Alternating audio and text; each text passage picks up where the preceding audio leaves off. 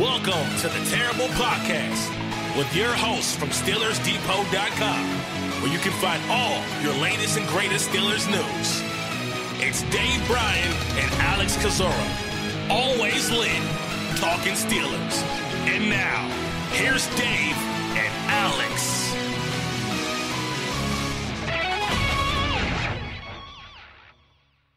Welcome to the Terrible Podcast, Season 10, Episode 83. He's Dave Bryan. I'm Alex Kozora, SteelersDepot.com. Thanks for being with us this Tuesday, Steelers Nation. Dave, time is flying by. We are pretty close to the start of the new league year and a whole lot of news happening. And boy, that, over the course of the next 2 weeks, it really should start heating up here. I mean, it's been, as far as transaction news and anything cap related. I mean, it's just been standstill and really been that way since the middle of January. The roster has stood as it was all that time, and I recapped that in a post I think a few days ago, and we'll probably cover that a little bit later on in this podcast as well too. But tomorrow will mark 2 weeks to go until the schedule start of the new league year. Now, there are a little bit of rumblings that if CBA negotiations continue, I think next up is players vote and all. So I guess there could be an outside chance that the new league year gets pushed back a little bit. But even if it did get pushed back, you have to have free agency, the bulk of free agency kind of done and out of the way by the time the draft rolls around. They're obviously not going to push back the draft at this point. So yeah, we're working on a calendar here that's going to move pretty quick, and that means some increased work for me and you coming up here in the next couple of weeks. Absolutely. All the roster moves, potential cap casualties, free agency, franchise tag, compensatory picks. We should hear about comp picks this week, right? Look, I mean, it's been, I think we're running about a week and a half behind that. I think the Friday before the combine, at least last year, I think it was the end of February that the compensatory picks were announced. So I don't know what the holdup is related to that. But yeah, anytime now we should find out. Look, it's not going to be anything earth-shattering, especially when the Steelers are involved, because they're expected to receive a third-round compensatory pick, obviously for the offset and to offset the loss of Le'Veon Bell when you got to the whole checks and balances and the add and subtracts and. Including Moncrief being let go late last season there. That's where they stand, and it would be a shock if they did not receive a third-round compensatory pick for that. But it has not been officially announced. The picks have not yet been officially announced as of yet, and any day now. But yeah, point is, should be just a wave of news coming over within these next 2 weeks. So a lot to talk about. Probably, I'm sure Kevin Colbert is planning it right as we finish the podcast, and roster moves will start to happen the second we get off air. But to the point, and to kind of recap things, NFL Combine wrapping up this weekend. We previewed or kind of recapped the quarterback, receivers, and tight ends on Friday's show. The rest of the Combine had been conducted over the weekend, so we're going to go through that as we did with the position groups on Friday. So first up on, I guess it was on Friday afternoon, it was the running back and the offensive line to kind of round out that side of the ball. And I think it's kind of about as expected. Were there any big surprises or disappointments for you, Dave, when you look at this running back or offensive line class? The offensive line class, let me pull back up my notes here on that. First of all, what did you think about some of those drills? Didn't like them. I thought the defense did a better job with incorporating new drills. I don't like for the offense line how they remove the bags for half the drills. I like seeing these guys strike on contact and play with leverage and drive their feet as opposed to doing it just on air. So I think that some of the new drills were silly, to be honest. Look, I like I did like the Deuce Staley running back drill. I thought that was that shows you a little bit of more about the footwork and the ability kind of to stop and cut and everything that goes along with that. I like that one. I love the hoop drill on the defensive side where they have to run around the hoop and pick up. I guess that's a rolled up towel is what they were using there, and then put it back down.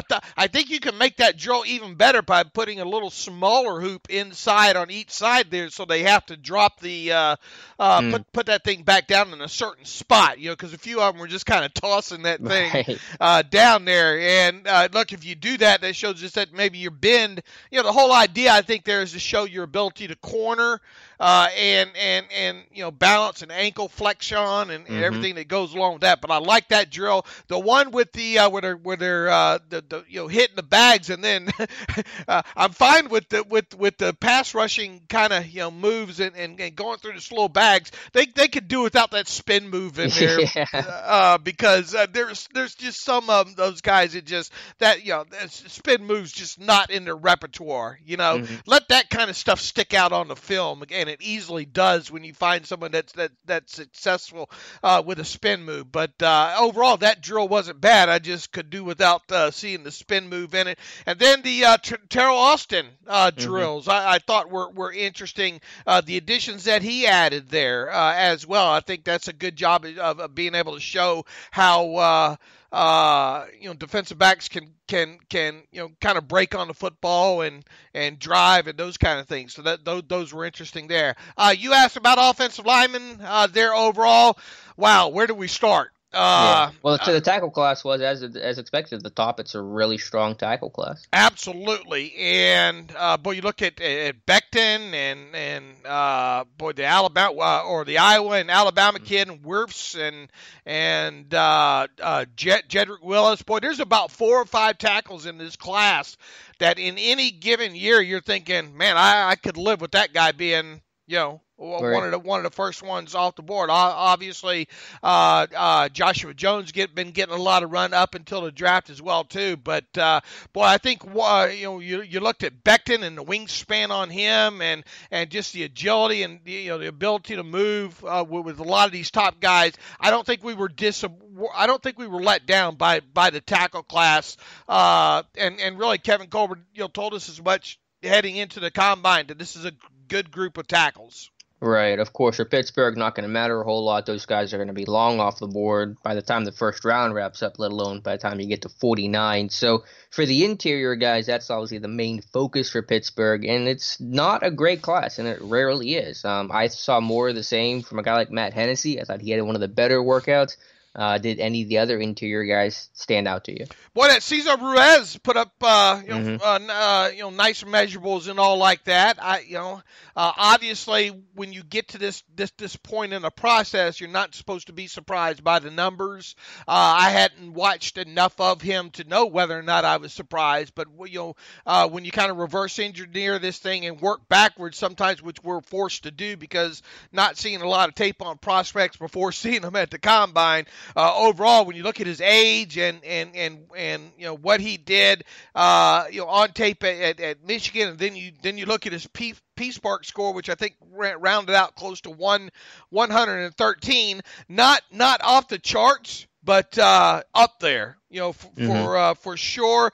I thought Matt Hennessy out of Temple represented himself well. I think he's a little bit older. I think he's closing in on 23. And a guy I kind of been watching throughout this entire process ever since the early. I think it was East-West Shrine game, or maybe it was I can't remember if he played which one he played in. But John Runyon, of course, the son of John Runyon, another one out of Michigan.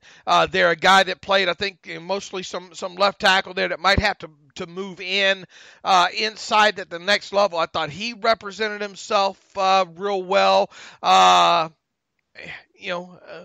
to bottom, as you said, when you look at the interior class, though, as a whole, not great. I mean, the LSU kids I thought did a good job. Damian Lewis, a little bit slightly undersized there, as is Cushenberry out of LSU as well too. But we knew going into this that those two guys were going to represent themselves well. I was disappointed that Solomon Kinley didn't do anything at the combine out of Georgia. I think he's kind of status quo, kind of 3rd, 4th round guy. I'm fine with that, but I was interested to see him move in his underwear. Yeah, sure. Yeah, I was bummed about the LSU guys for Cushenberry and Lewis because they both got hurt. Cushenberry pulled a hammy on his second 40 attempt, and Lewis rolled an ankle early on in drills. Did Shane Lemieux work out for Morgan? He tested. I don't remember him in drills, though, but that's another mid-round option. One guy that kind of feels like a Steeler, and I'm not saying I would love this pick because I worry about kind of just overall athleticism or lack of athleticism, but Logan Stenberg from Kentucky just kind of feels like one of those big guards that the Steelers are going to love. Pullers, nasty, physical, 6'6", 317, little lack of length, but just kind of a real physical, nasty, old school type of player. Yeah, when you look at him on tape, he obviously played left guard at Kentucky. I kind of look for these guys on the hoof, pulling abilities, and he's, he's not great on the move, or at least I didn't view him as being an overly athletic or agile on the move. Now they did pull him, they did run some power with him, but look, they've been running the last several years with not having a very agile. You would just like the ability to be kind of ambidextrous when it comes to your guards going one way or the other. Obviously, with the Steelers, with the way they are now, you're more likely to see David DeCastro pulling right to left than you were Ramon Foster pulling the other way. Now, I had been on Foster over the years about kind of lumbering, but boy, no one knew how to what they call log block probably better than Ramon Foster. Ability to identify the guy and turn back in and get some of those log blocks done and all like that. And I think that, along with the few times that he was asked to pull, he did okay. But obviously age has caught up with Ramon Foster, not the guard that he once was. Might be gone, or kind of expected to be gone here in the next 2 weeks here anyway. You could do worse, I think, than Logan Stenberg out of Kentucky. But even so, I view him as kind of in that fourth or fifth round classification. He does have nice size on him. If you're looking for what the Steelers normally look for, and those guys that play left guard, about 6'5" or 6'6" or better, he has that going for him. But excuse me, but just not the athletic profile that maybe you would want.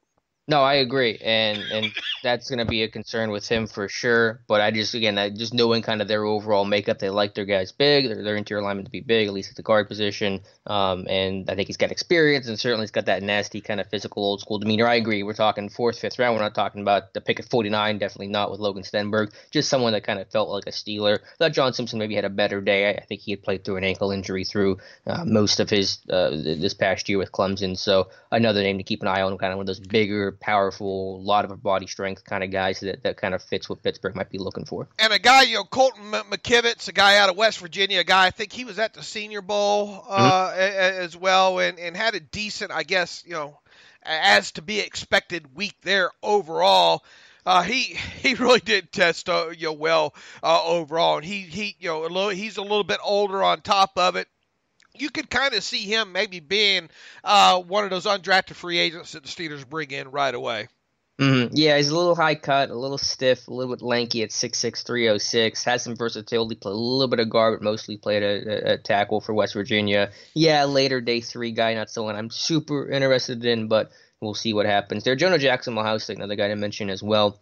I think we have a profile coming up on him in the next couple of days. But yeah, it's just not a great interior offensive line class. And I really kind of focus on guys like Matt Hennessy that I think really is a good technician that has good feet, plays with a strong base, temple tough kind of guy that just really has consistently solid workouts, whether you're talking on tape, at the Senior Bowl, it's one-on-ones, at the Combine. I think Matt Hennessy's a name to watch maybe in the third round.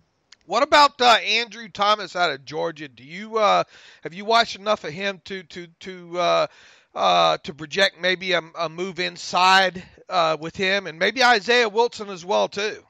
Yeah, I mean, those are both Georgia kids, both big guys. It seems just like they're going to stay tackle if you can. If you can find someone to tackle, you keep him a tackle. I mean, Thomas is, 6'5" with 36-inch arms. I mean, I haven't watched his tape enough to know if his feet and all that are good enough to stay on the outside, but if he can, he probably will. Wilson, a huge guy at 6'6", 350 with 35.5-inch arms. I actually think moved decently and is kind of decently put together for how big he is. I'll have to do more research on those guys, but they're not people that jump out as guard types to me immediately.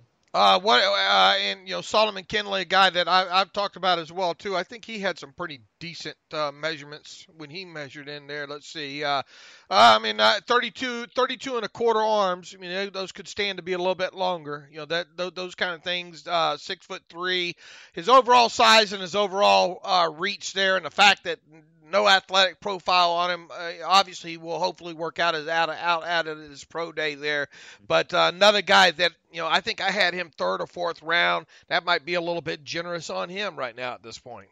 Yeah, hopefully get some more testing on him there. But yeah, that's the interior offensive line. I don't think the offensive line overall surprised in a negative or a positive way, kind of as expected. With the running back position, one guy that surprised me, and I had kind of questioned his athleticism, and I'll admit I still don't see a 4.39 guy on tape, but Jonathan Taylor from Wisconsin kind of stole the show. And while I don't think he's going to be there at 49 after the workout he just had, he kind of profiles as the perfect drafting back for Pittsburgh. He's big at 5'10", 226. He's fast at 4.39, and he's got a whole ton of production at Wisconsin. So, again, probably not going to be in the mix for Pittsburgh, but if he somehow were to be there, while I've downplayed the idea of taking a running back, he really fits what they're looking for. And he had a great weekend, great workout. Yeah, you're in that area, that 49. I mean, how many running backs do you think are going to go off the board in first round? One, maybe, and if it is it him? It's Swift, yeah, but how many are you going to go between 33 and 48? At least two, maybe. I would think. Yeah, and we look. I mean, it's still going to take a lot of twisting of my arm, to get me to accept the fact that the possibility of them taking a running back. Yeah, but if there were to take one, he checks all the boxes. I'll freely. Right, he had some nice production, I think, as a receiver out of the backfield as well too, didn't he? I know he was taken off on a lot of third downs. I can look up what his stats were. I don't think it was anything spectacular in terms of receiver. I mean, he played a lot of snaps, obviously, so some natural opportunities. Not until his junior year, this past year, he caught 26 passes, but only 42 career receptions. So he's not a natural catcher. He kind of fights the football, but he has worked hard at it. And actually, I think he did a nice job in the drills catching the ball cleanly. So again, a good workout. But you're drafting him for the insane production, 2,000 plus yards in back-to-back years, 1977 and 2017 as a freshman. So basically 2003 straight years, just unheard of levels of production. Boy, and if you spend a second-round draft pick on him, you better, like we've said several times, you better have a plan to be able to get him on the field sooner rather than later. Sure. And to me, it'd just be disappointing from the fact that, man, look what you've done the last 3 years, spending draft picks on this position, and obviously none of them were spent, higher than, well, really, I mean, a third on James Conner, but it really, to me, it's like, it would be, man, you just didn't do a good job of analyzing that position the last several drafts. Yeah. If you're having to now go back, and look, I get the whole best player available, yada yada, but make no mistake about it. This team has certain holes that they need to fill, and if they do, they should be able to be back right in the midst of this thing competing, as long as obviously the obvious things like Roethlisberger stays healthy and things like that, and But overall, Jonathan Taylor did represent himself well at the combine. Akers did. A few of them did, and we kind of knew that they would, But then it goes back to the whole fungibility, I think, of the position as well. Right. Yeah, we've talked about kind of the value of the running back or lack of value and debated that. But to the players, yeah, Cam Akers did well. A.J. Dillon from Boston College had one of the best workouts, period, at 6 foot 247 to run 4.53, jump 41 inches in the vert, 10.11 in the broad. Crazy explosive numbers for just how big he is. Zach Moss, I think, had an injury, so that's why he didn't test and run as well as people thought he did. But overall, the top backs, whether you're talking Taylor, Akers, DeAndre Swift, all had strong workouts, I thought. Right, and I'm trying to think who else are we missing there. Maybe Dillon's had some comparisons to Connor, kind of a bigger, bigger in kind of his running style and all like that. The kid out of LSU, Edwards, Hilaire, you mentioned, I think as well too. I think people are overrating him a little bit, but even so, he is a guy that definitely represented in the drills that he did do, represented well, jumped out of the building there with a 39.5 inch vertical jump, 40-time. I don't know, running backs and 40 times really are kind of meh, for the most part. I mean, you get one that runs 4.50 or better. That's why the Jonathan Taylor, I didn't see no 4.39 coming with him there. But look, top to bottom though, I think it's a good class. Oh, yeah. Yeah, it is a good class. My last thought with the running back group, and this kind of goes back to one name in particular, because if you were to twist my arm enough and say to take a running back, I'm looking for someone that could really be a versatile, better version of Jalen Samuels. And I look at somebody like Lynn Bowden from Kentucky, but especially Antonio Gibson from Memphis, who worked out with the receivers on that first day, but I think really is going to be a running back similar to Tony Pollard last year. I think he's someone that can help you split out as a slot receiver or maybe on a matchup, out wide against a linebacker, in the backfield as a runner, and in the kick return game as well. Just kind of a better, more explosive version of someone like Jalen Samuels. So if you went with someone like that option that kind of gives you a lot of different layers, I'd be interested in, as opposed to just drafting kind of a more quote-unquote true running back. Yeah, I think when push comes to shove, look, the excitement coming out of the combine every year, blah, blah, blah. But, I mean, according to what I saw on Twitter now, there's I think there's 200 players sure to go in the first two rounds at this point. Obviously, that's not going to happen.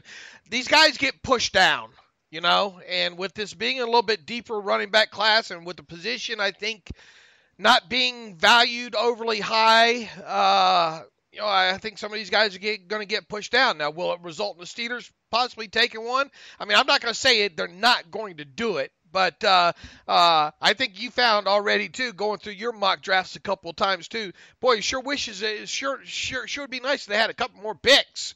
Yep. In this draft here. And that's why, to me, overall, and based on what Kevin Colbert and the rest of the front office have said about the running back position, it's hard to really think that this team will address that position. Yeah, it is. And if you do it, it's probably best to do it early. But, yeah, you go through this thing and all the other presumed needs to fill. Again, if this was like last year and you had 10 draft picks and you had a bunch of money in free agency to spend and kind of address a couple positions the way that they did, then I think that the equation changes and you can kind of look at running back a lot closer than you are right now. But with no money in free agency to even put a Band-Aid on some of the assumed holes on this roster and only 6 draft picks, it's really hard to get me to say take running back. And then what do you do about interior offensive line and safety and tight end? I mean, it's just a really tough case to make. Not impossible. I'm not going to say it's impossible. It's a better chance than quarterback, for example, which I will say is impossible. They're not taking a quarterback, but it's a hard sell given the other needs on this roster. Absolutely.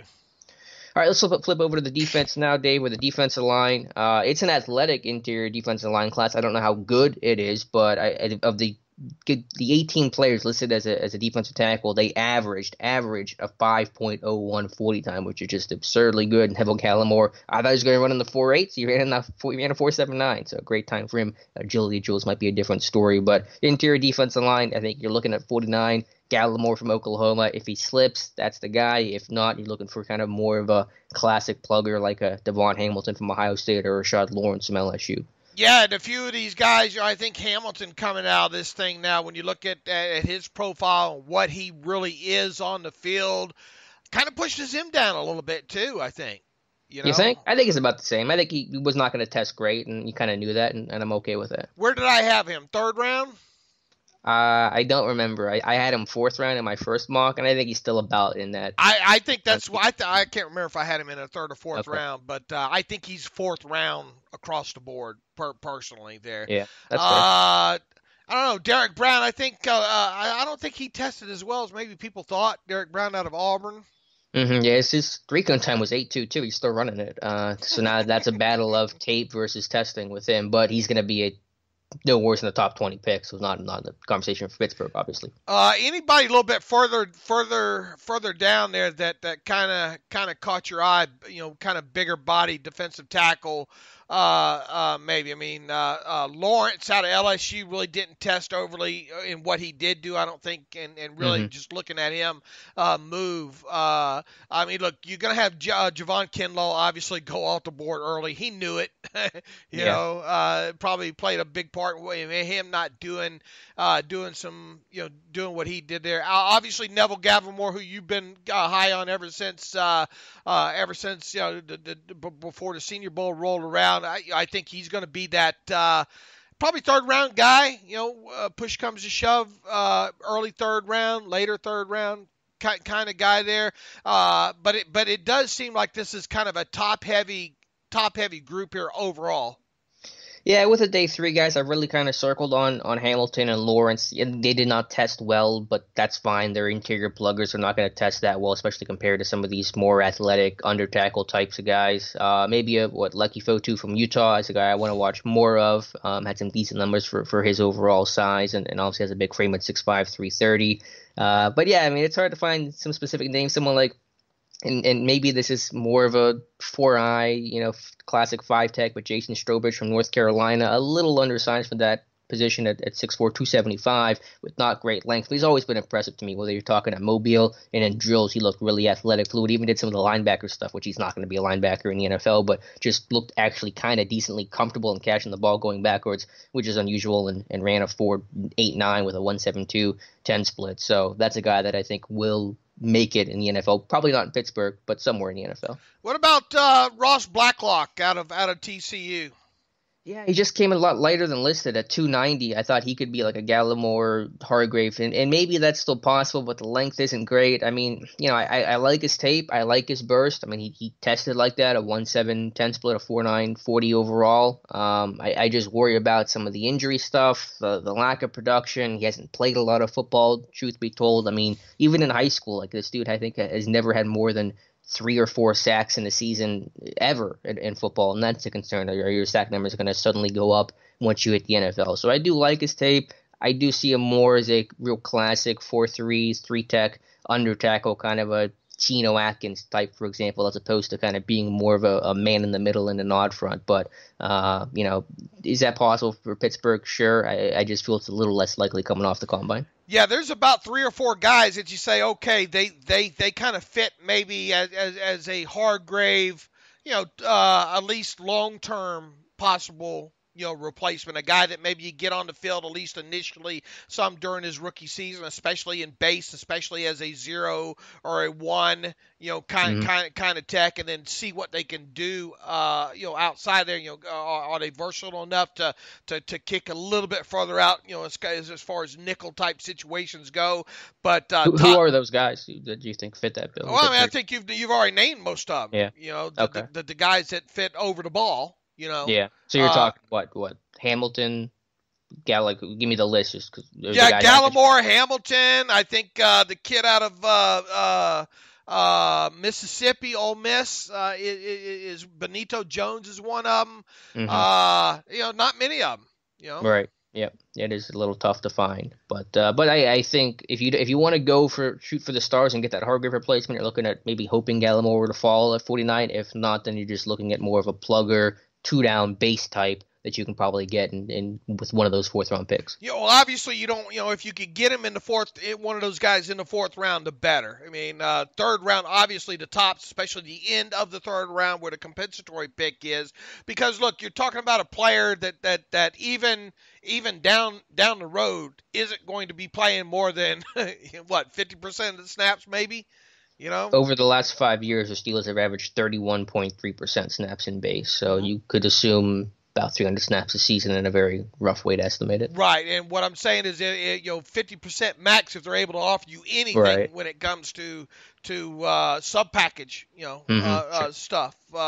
And right now, they're you just looking for somebody that can at least come in there and plug the 0 or the 1, and kind of serve more as. I mean, look, they two gapping is really. I mean, look, they still use some two gapping, but now obviously they want these defensive tackles to be able to get after the quarterback, and that's one thing that Javon Hargrave obviously shined at. I mean, he got better and better at each year. It's so sad to see him go when you look back, especially some of his tape from last year.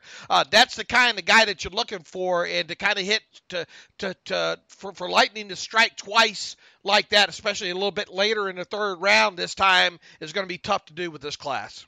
It is, and that's why I kind of have the mentality of go find a plugger, go find a more traditional type of run stuffer to replace Hargrave in base, and then in sub, you obviously going to have the return of Tuitt and the ascension of Bugs in his second year to be your replacements for pass rush and sub. So I kind of view it as a two-man job to replace Hargrave as opposed to trying to find a one-to-one replacement because you're right, that specific skill set for that position is really hard to find. All right, edge. Yeah, Kevin Colbert again, remember calling it an unusually strong class, and I just don't see it. I'm kind of convinced this was just like a Bud Dupree posture move because I cannot possibly imagine how someone can call this edge class, this pass rushing class, that strong. I mean, there is some talent there. I think Curtis Weaver from Boise State is especially interesting in regards to Pittsburgh, but there just aren't a whole lot of names that stuck out to me. Even like someone like Bradley and I, who was one of the big winners at the Senior Bowl, his testing, it sucked. I mean, it was just terrible. I mean, he ran a 4.93 with a 1.68 split. The split's not terrible. The overall 40 time is really poor with a 7.44 going in, and his explosion numbers and his vert and his broad were not that good. So it's just hard to find good pass rushers, I think, in this class. Right, and Nye, you would think would be a guy that probably has a chance, at least according to the hype, of going first 3 rounds, right? Oh, yeah, I think I mean, the testing kind of makes it a little more questionable, but yeah, he should be a top 100 player, maybe probably higher than that. But yeah, I mean, the testing makes it a little questionable. I want to dive back into some of these because I think even Tom Mead and I talked when you were in Mobile about a couple of these tweeners out of Syracuse. I think Alton Robinson was one of them. Even so, those guys aren't when you think of maybe some Power 5. Edge, outside linebacker types to get excited about. I'm with you, and I think we said this before the combine as well too, and kind of coming off of the quotes of Kevin Colbert calling it a good edge class when it comes to what the Steelers look for. I'm not seeing it yet. Now, obviously, I broke down Yetur Gross-Mato, but he's really to me more of a 4-3, kind of guy. I know a lot of people are kind of high on what's Greenard, Jonathan Greenard out of Florida. I looked at his sacks and all like that. His sack reel isn't all that great. I think his pressure reel is a lot better than his sack reel. But even so, I view him more as where I sit right now, a 4th or a 5th round guy, to be honest with you. Okay. I mean, he did test a little bit better, but I mean, still didn't have the explosion there. 30.5-inch vertical and a 9 foot 5 inch broad jump. When you combine that with the 22 reps on the bench, that's a 52, 6. I mean, it's low 60s as far as an explosion number goes. You kind of would hope for a little bit better than that. Even his get off number, the 1.71, if that's indeed what it is, they usually like those things to be what, 169, 168 for these edge guys? I'll have to look. I have to look at the history. I don't know off the top of my head. I know the 3 cones more around 7 seconds. I couldn't tell you what their 10 split average is historically. Well, even his 3 cone, was what, 7.13. I mean, not awful compared to the other guys who ran it. But how many guys ran it this? I mean, there are a lot of DNPs in this, And boy, when you're back calculating that spark score and all, that's a prime number in there. That and the 20-yard shuttle as well too. And that 3 cone really lets you know whether or not those guys can get around that corner or whatnot. So if you don't have that 3 cone, you're kind of really relying a little bit more on that hoop drill that they did, which I love. But I mean, I'd much rather have a time. Why can't they run that hoop drill and put a timer on that thing as well too? But yeah, I think the gist of it is, I tell you one guy though I looked at and really didn't know a lot about this combine. I thought, boy, that guy could probably be a Steelers 3-4 defensive end. You know who that is? Davis from Alabama. Yeah, you got it. Yeah, every bit of it, man. 6'6", 1/8", 311 pounds, a nice reach at 33 7/8. Huge lobster crackers at 11-inch there, and just overall, I had to go back and look and see how his numbers stack up to the. Well, I don't think we have anything on to it because wasn't he kind of dinged up at the combine? He had a hernia. Right, surgery. and the pro Right. day too, I think as well Yeah. too. Maybe go back and kind of look at maybe what Cameron Hayward did, but even I'm Well, not. Hayward was hurt too. Yeah, Yeah, Cam his Hayward. So maybe that's some guys we need to look at. Some guys that didn't do anything when yeah. it comes to some of these defensive linemen here. But you just look at Raquan Davis and him going through the motions and getting his overall numbers here. And boy, he looks like a 3-4 defensive end. And Carl Dunbar will bang the table for him, I'm sure. Absolutely. I believe he was the guy. Would you consider him at all? I mean, the needs. Yeah. You have Tua coming back, and right. and I guess if you did bring him in, it would give more competition to a guy like Tyson Alualu, right? Yeah, and just the long term, because what happens for next year? I mean, but I probably not, but I understand, and I'm not going to say no because versatility. He can play up and down the line. He can help you in a lot of different ways, but leaning towards no. But maybe I shouldn't discount it entirely. It's a tough sell because of need versus amount of picks and where they would. I mean, where's Davis going to go? 3rd or 4th round, right? That's the other thing. I don't really have a good feel for where his value is, so it's hard for me to assess because I think maybe 3rd, 4th round sounds about right, but I honestly don't have a great feel for where his draft stock lies right now. Right. Really liked him, just as a prototype guy the Steelers would like. Right. But it's hard to wedge him in there. Yeah. Can I tell you about one guy that I think is just a really curious case is Kurt, and I mentioned him a moment ago, Curtis Weaver from Boise State. They have him listed as a 4.8, 440, a 7 flat, a 7.003 cone, which is amazing on the 3 cone. I did not see him run a 40. I went back and watched it live. I went back and watched it on YouTube. They did not show him even listed to run a 40 or to run a 40, and they have him down for a 4.84. So now I'm kind of throwing these other numbers in doubt that he really tested. Someone screw up. Did you see Curtis Weaver work out or run or test at all at the Combine? Boy, I can't remember seeing. Wasn't he the one where they had the names?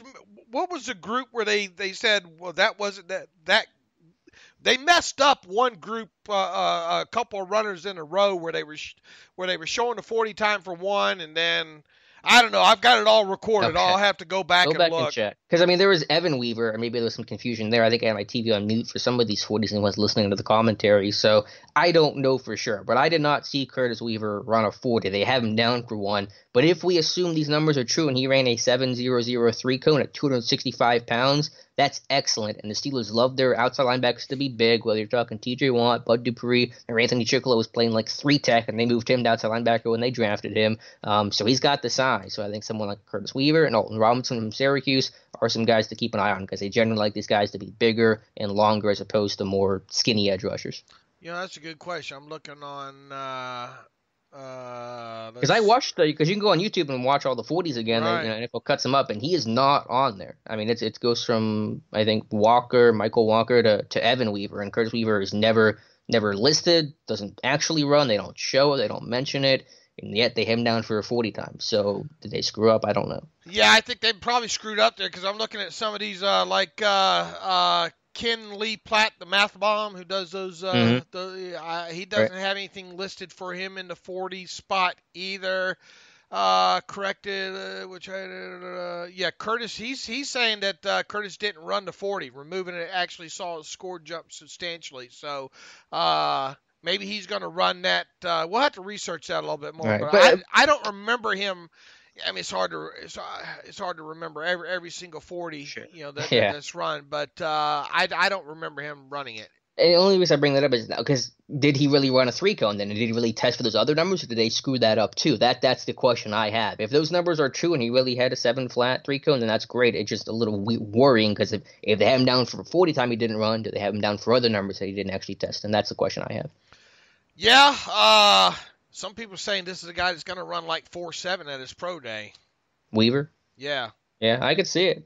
He's a big guy with productivity, and with that 3 cone time, I think T.J. Watt had like a very similar 3 cone time. So he's not as athletic Weaver as T.J. Watt, but that's a name to keep an eye on if they were to go heavily early in the edge, which I think the chances are low, but they do exist.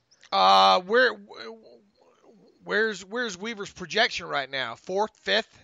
No, I think it's probably earlier than that. Yeah, I think you're probably looking, again, it's so hard to gauge it with, precision, but top 100, I would say, with Weaver. Okay, moving forward, linebackers. Yeah, the off-ball guys were flying. I mean, it felt like last year there was so much scarcity at the position. It was Devin White or Devin Bush, and then there was such a massive fall-off in terms of athletic cover linebackers. Not the case this year, whether you're talking Patrick Queen from LSU, Kenneth Murray from Oklahoma, whatever the heck you want to consider Isaiah Simmons, which is just one of the most insane workouts we've ever seen. Boy, that guy's something, isn't he? Yeah. You want to talk about the? I think I put up on Twitter that's the planet theory in work right there. I thought of that the second he ran. I thought you imitating Bill Parcells' planet theory, absolutely. There's only so many people on the planet to that size that can move and do so. What is his? I haven't seen it yet. His Peace Park score is going to be like 170 or something. Infinity sign. Yeah, I mean, talk about planet theory. How many guys can do what Isaiah Simmons can do? It's one. It's him. That's the only guy that I think can work out like that. Absolutely. He's going to be long gone. Yeah, top 5. For sure. So I thought Gay represented himself well. No, he's no relation to former Steelers cornerback William Gay. He's got a little bit of character background things that need to be checked into. Wasn't he suspended? Yeah, he was suspended, I think, twice. One for team rules. The other one, I think he broke the quarterback's orbital bone or something. Oh, in practice or something? Yeah, in a kind of a post-practice skirmish or whatnot. No. And I think that got him in trouble for the bowl game or something along those lines. So this is a guy that, and I think the other one was academic fraud. With him, because boy, you look at him profile and you look at it, you go back and you look at his overall measurables, you look at his you go look at some of his highlights on tape, and he can get from point A to point B. He moves good, and the combine, I think really backed it up, man. 39.5-inch. Vertical, 11 foot 4 inch broad jump, 4.3. What great 4.3 shuttle, but it's right there in the neighborhood. And then a 708 3-cone has him in the neighborhood as well too. You talk about, I think, probably a fourth round off the ball guy there that would potentially fit with the Steelers, obviously, but then it boils back down to, man, is he character or the character? Right. Those character concerns really need to be looked into. Yeah, the thing with me is I think the Steelers have really kind of had a drawn a line in the sand where they basically don't draft any guys that have any sort of character concerns. Ever since like Mike Adams, they've just who was the last questionable character player that they drafted? Maybe Martavis Bryant, but I don't know if he really had character concerns, if that was known. I mean, I guess that one's a little tougher to gauge, but over the last, call it 3 to 4 draft classes, they've been pretty squeaky clean in terms of the characters they've been drafting. But overall, top to bottom, when you look at the off the ball class, not bad. Zach Bond is a guy, several talked about, moving off the ball that can still give you some pass rush stuff. Obviously a lot of discussion. It's too bad Josh Uche didn't do anything, right? Other than lift, and even that, 8. He plays stronger than 18 reps on a bench. He's also got 35 and 5/8 inch arms. I think 18 is a good time for his arm. Right. I still, man, you go and I tried to go through a couple of his games just to look at his production off the ball, non-sacks. It's just there's not a lot there, man. Well, he did play on the edge more than he played off ball at Michigan, so I imagine his production off ball isn't terrible. But what I'm saying is, man, it's a heck of a projection with him. In terms of him playing off ball or just overall projection? Just overall. And off ball as well too. And look, a lot of his production I viewed when viewing his pass rushing abilities, a lot of that stuff came inside the tackle. Okay. I don't. Is that bad? I mean, no, it's not bad. I'm just saying, if you're going to line him up and play him on the edge, is he going to be able to beat a tackle?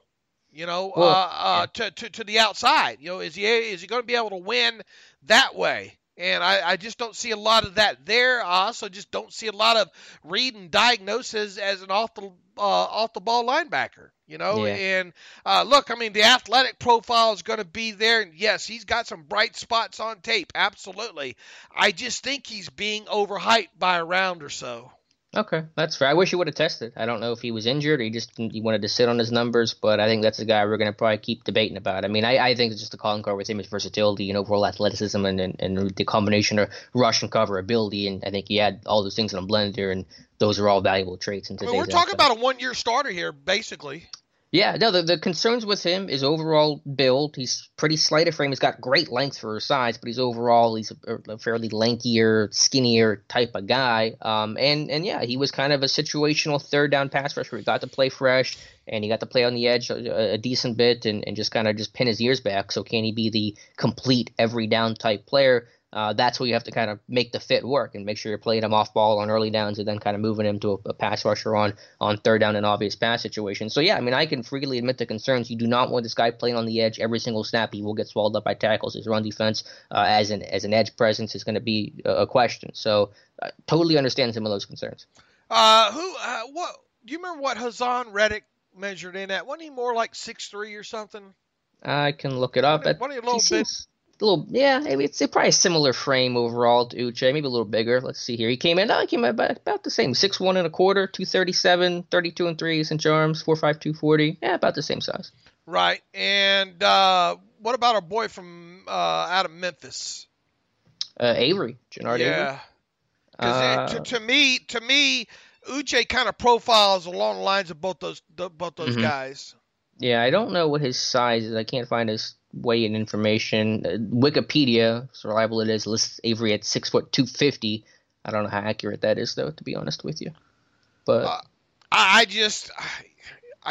can't get I can't get a good feel for him, to be honest with you. You know, okay. I've got more questions about him than I do have answers. And once again, I've looked at a lot of his sack and his pressure stuff, and I just climbed into like 2 games of I think one was against Army last year. Was a highly productive game of his, but even so, just don't get a good feel for him. To me, there's more projection there than anything else still with him, which makes him a mighty risky top 64 kind of guy.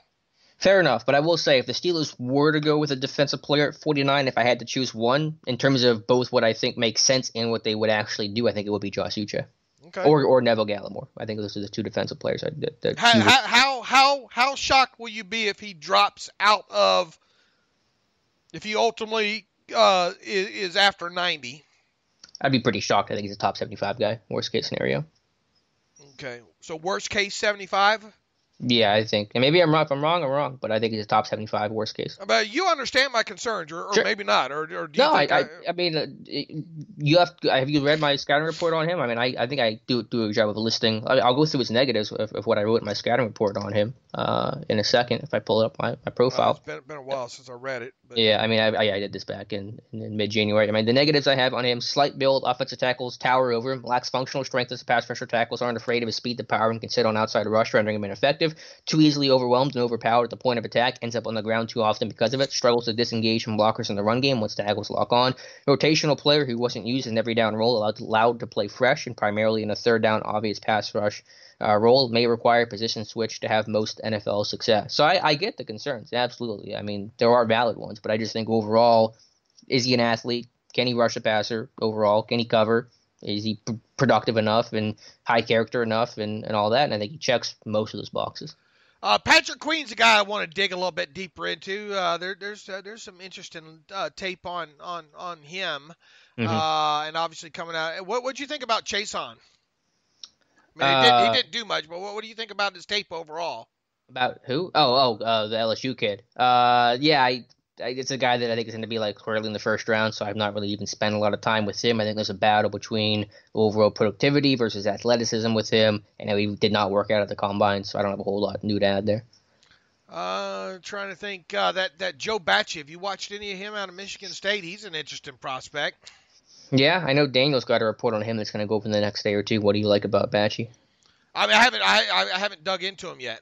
But, okay, 6'9", 3 cone's impressive. Yeah, that is, and look, he's got that kind of prototypical. Probably could use about 6 or 7 pounds on him.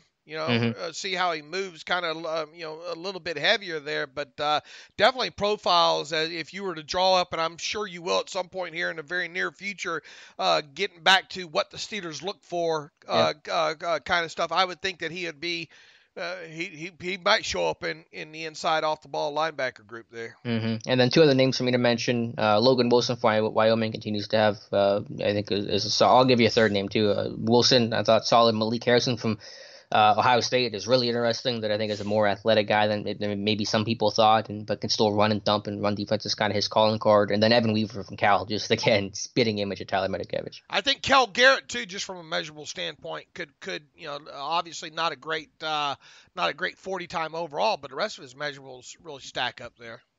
Yeah, again, sub 7.3 cone is interesting. So that's a guy I don't know much about, but probably should add to my list in terms of guys to watch post-combine. But when you look at off-the-ball linebacker overall, it's hard to wedge one in for the Steelers unless you get one late, along the lines of maybe in Evan Weaver. And I think you ran into a little bit of chore trying to get one into your latest mock draft here.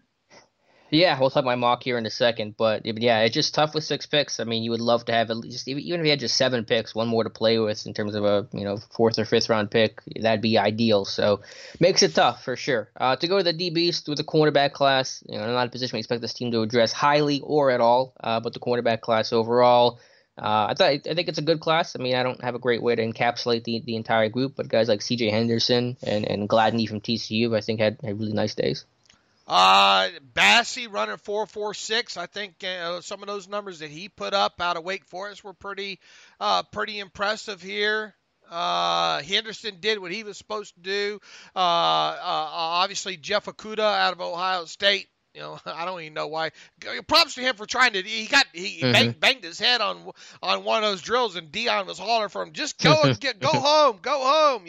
But evidently he stayed back trying to compete to do some of the other like jumping and stuff, and he did not disappoint. When it came to his leaping ability and stuff like that. So obviously going to be well off the board there.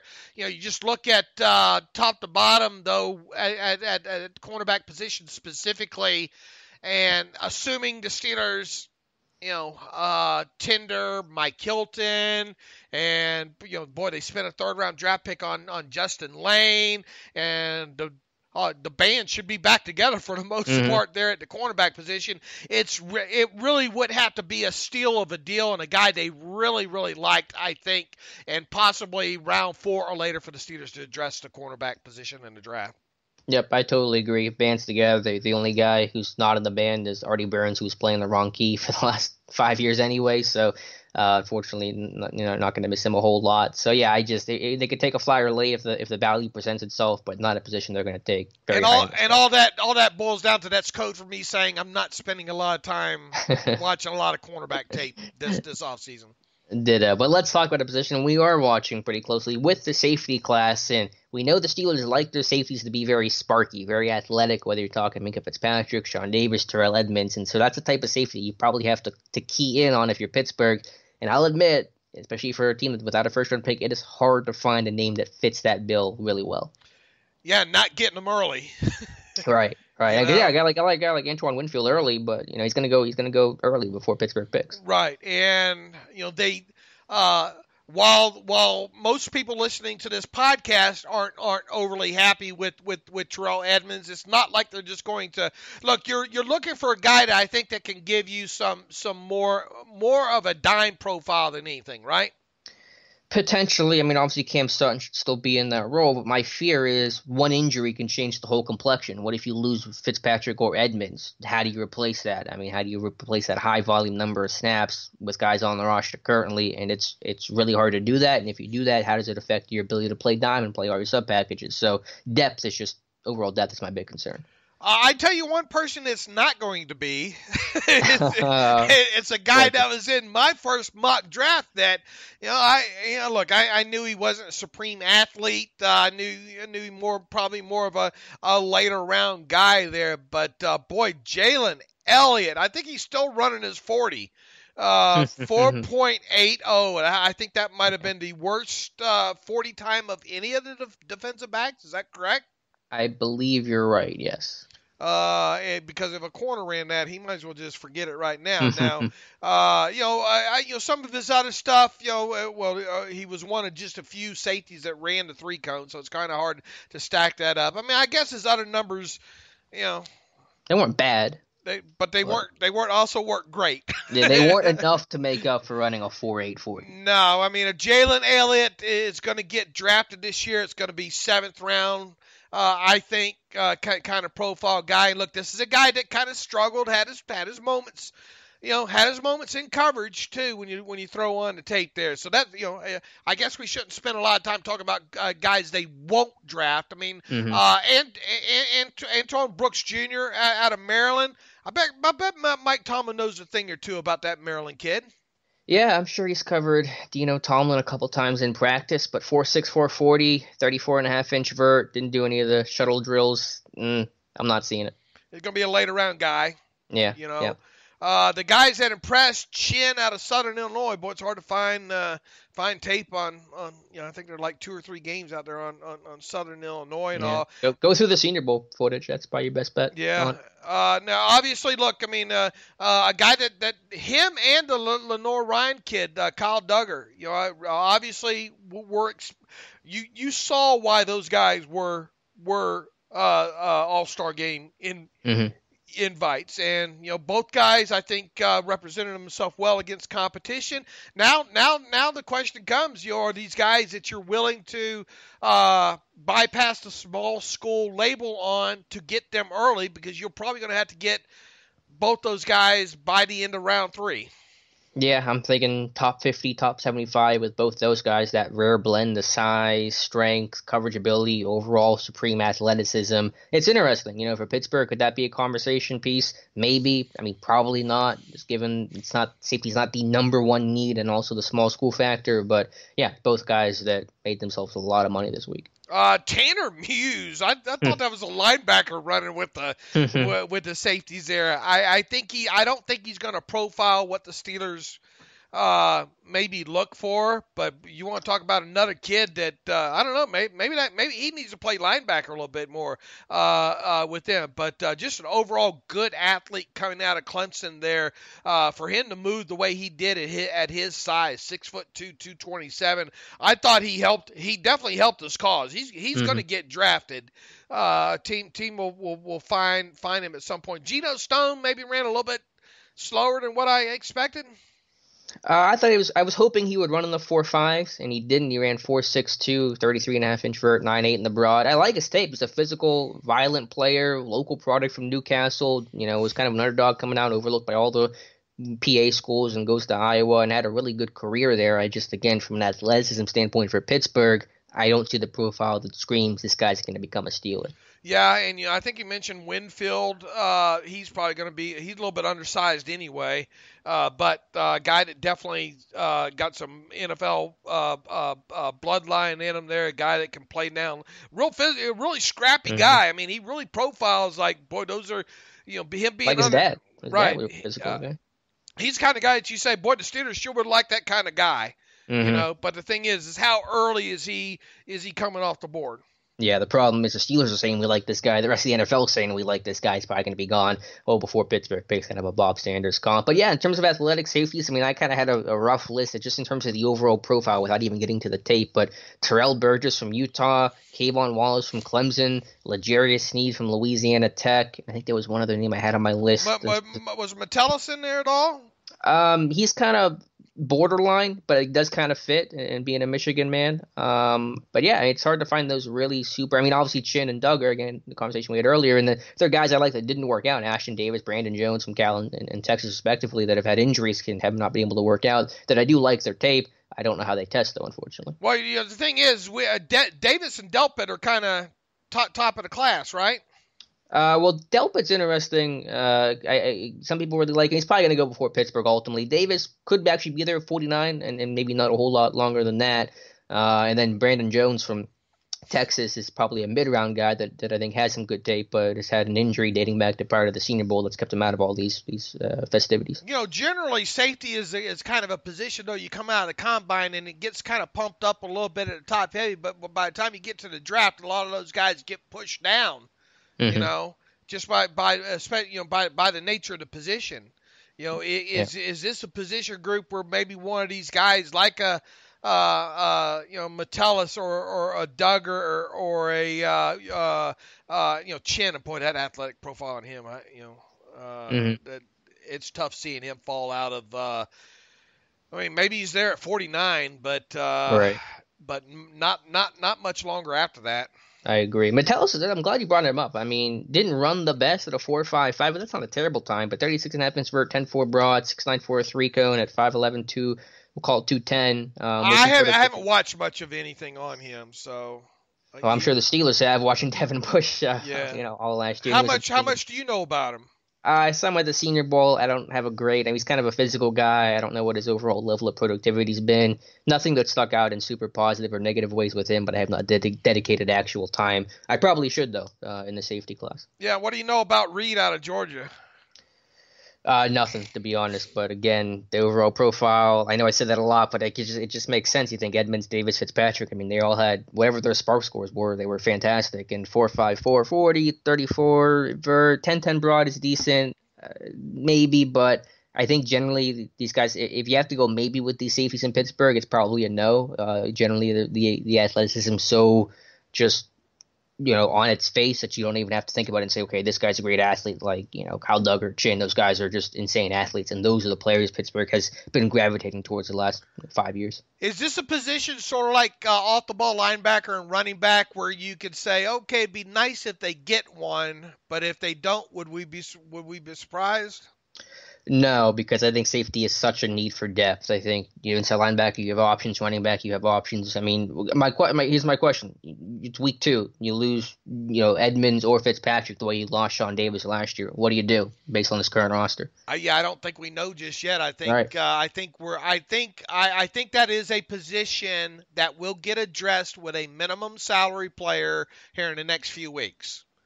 I think so. I think you can do both. I think you probably should add a veteran and draft. Right. It'll be the old. Look, Kevin Colbert's not going to have his hands completely tied going into this thing. So if that's true, then safety is a position that potentially is going to be addressed with a minimum salary player, a guy Didn't you already write up the safeties?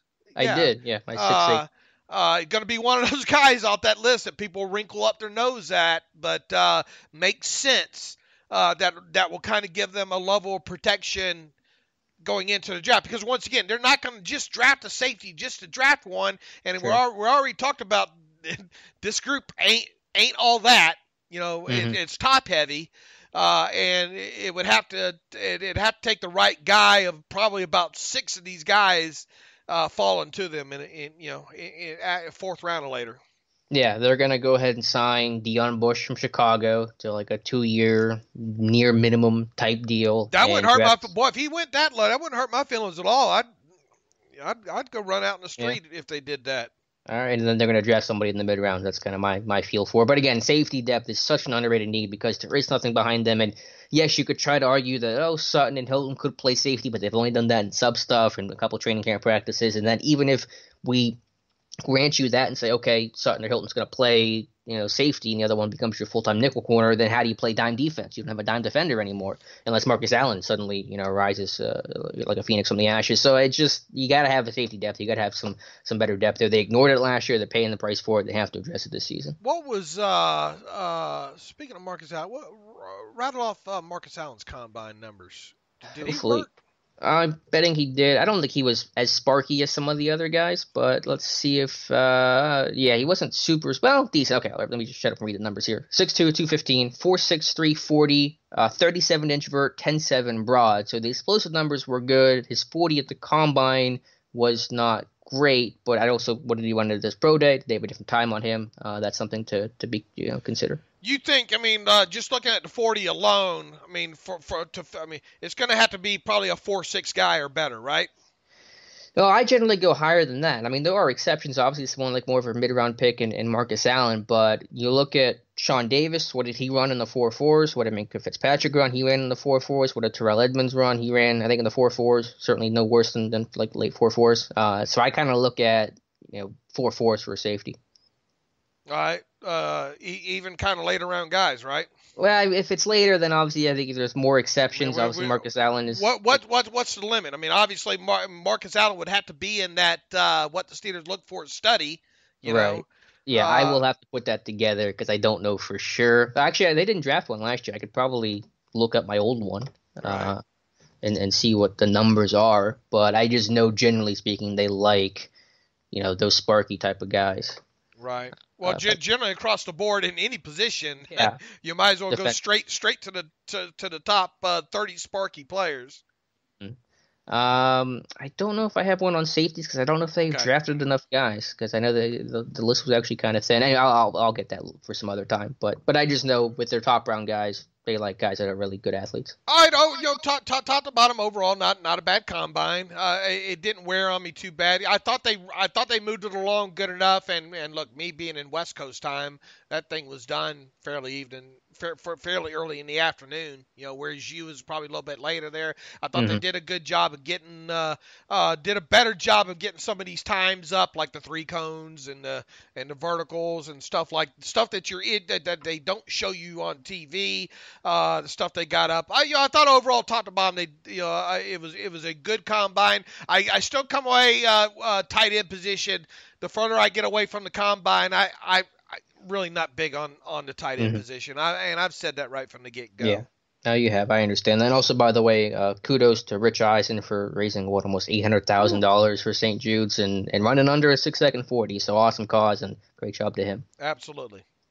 All right, Dave, I had my second mock draft, my post-combine mock draft go up. Did we just spend an hour talking about combine recap? I think we did. I think we spent only an hour. I thought we were going to go 4 hours on this thing. Yeah, and that was without us even talking about the first group that came through. So right. That's what we're here for. Again, we have so much news to talk about Steelers stuff whenever it happens in 2 weeks from now. So good to spend some time on the combine and the draft. Anyway, so had my second, mock draft, post-combine mock draft go up today, and I know despite your reservations with the tight end class, which are totally understandable, in the second round, that's the reason why I'm still going tight end. A different name this time, but I am taking a bit of a leap of faith here with Adam Trotman as my projection at 49 overall, the tight end from Dayton. Kind of reminds me of a new age Mark Bruner, an inline guy, block first type of guy, not a crazy athlete, though I think that 6'7", 3 cone he had kind of shows that he is more than just kind of a stiff, rigid type player. And in a tight end class that's not particularly strong, that does not have exactly what this team is looking for, I think if anything should make you feel more compelled to take a tight end early, because if you don't take one early, it's probably not worth taking one at all. Now you say, when did you become a member of the choir? Well, I never said the depth in this class was good. My stance has always been take one early, invest in this position heavily, and I think I'm still doing that here. My sentiment is you better get pretty much Troutman or take the bus on down the highway. And you did that. And look, there was obviously a lot of buzz about Troutman going into the Senior Bowl, coming out of the Senior Bowl, coming into the Combine. A lot of people wrinkle up their nose when they look at his 40-yard dash. This is who that kid measured and did the things during those drills that is who he is. And because of that, I think there's a good chance that he's on the board at 49. I really do. I don't think it's unrealistic to think that he'd be there when the Steelers pick in round 2. Of the tight ends in this year's class, still, I think he's cream of the crop. I know you're still kind of high. I don't know how much your view of Hopkins has changed over the last week or whatnot, but I'd much rather have Troutman 7 times versus your once to Hopkins there. So if he's there, yeah, and especially if the wide receiver class gets whittled away real quickly at the top of it, which we've mentioned several times, this is a great wide receiver class. Interior lineman, which the Steelers could use, is kind of meh when you get to that 49th overall. There's guys that say, okay, close, but maybe is he more of a third or fourth round guy? Yeah, I have no issue at all with if Troutman's on the board if he's the pick at 49th overall.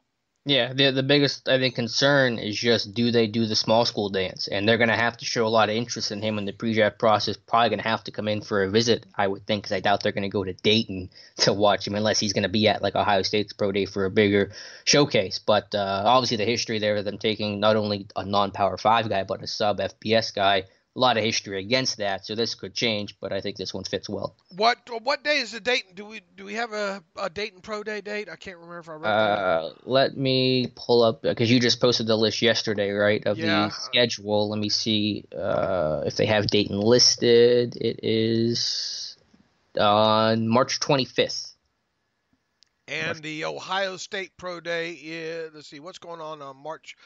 Let's see, March 25th is the Baylor Pro Day. Ohio State is also March 25th, so we'll see where he's at. That's going to be quite interesting. Couple of the Baylor, with the Mims kid pro day that same day. I mean, it's Right. to see where they get around to on that day there. But look,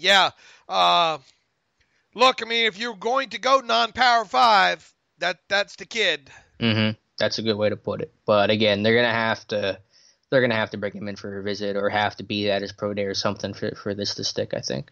Yeah, I mean, he's everything you look for in kind of today's, Gronk. Who's the kid, the small school kid a couple of years ago that big all around that everybody was up in really who did he go to? Adam Shaheen? Yeah, Shaheen. Chicago. Bears, yeah. Kind of reminds you a little bit of him, but a little bit more athletic. Hopefully with a better career than Adam Shaheen. Right. He's not worked out. But yeah, I see that. Yeah, that makes a lot of sense. Hey, it's just one of those big blocking tight ends that they're going to love because they need size. They need guys that are inline players that can block and not going to be a super vertical threat, but somebody that can win middle of the field and do damage after the catch. I think he just plays faster on tape than he maybe the 4.840 that he ran. He can step on some toes and run that corner out.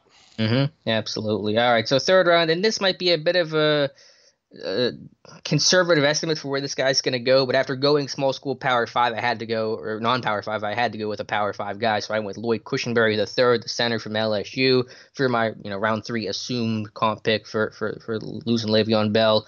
Just a guy with good length, good size. I think he can play guard in addition to playing center, and got to have a backup center on this roster, assuming BJ Finney's gone. I just love his overall competitiveness. I think that'll very much resonate with the Steelers. Yeah, I don't hate you for this one either. All right, I'm doing well. A little bit undersized. Obviously a tad bit undersized. How big's Pouncey? How big is Pouncey? He's about the same, and Cushenberry's got 34-inch arms. That's great length for that frame, so I'm pretty happy with that size overall. What was Pouncey at the combine? You remember?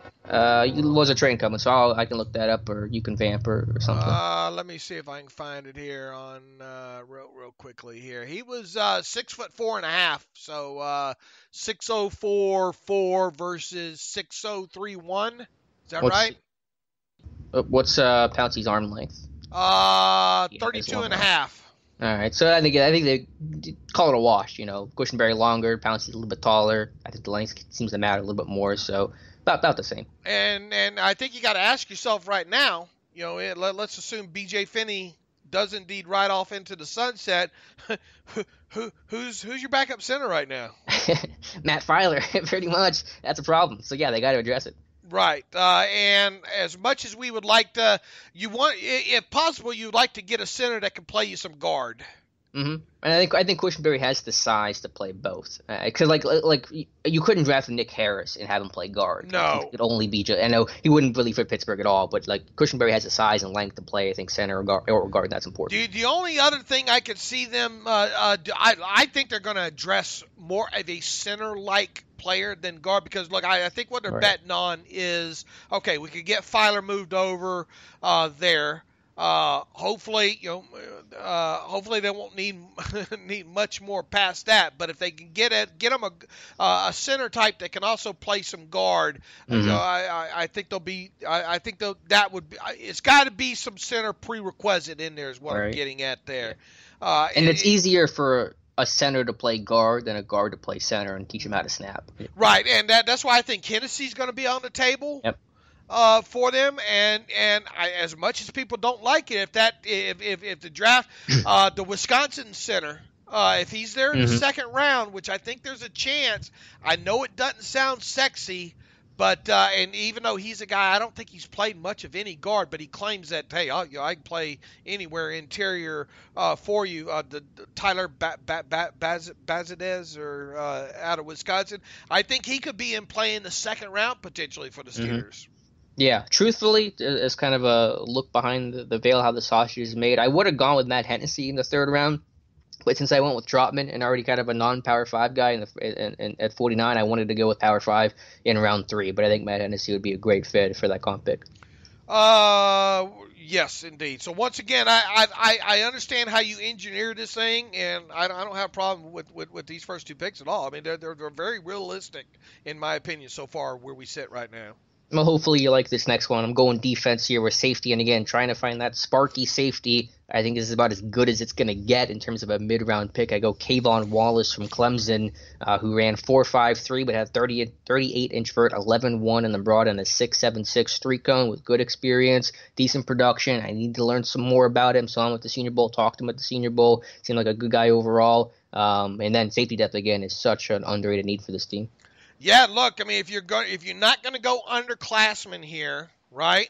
Right. If you're going to go, and look, you and I immediately after the safeties were done. I forget who DM'd. I think you DM'd me about Jalen Elliott's time. Right, and then when we were immediately like, man, what is this team going to do to find a safety? You know, and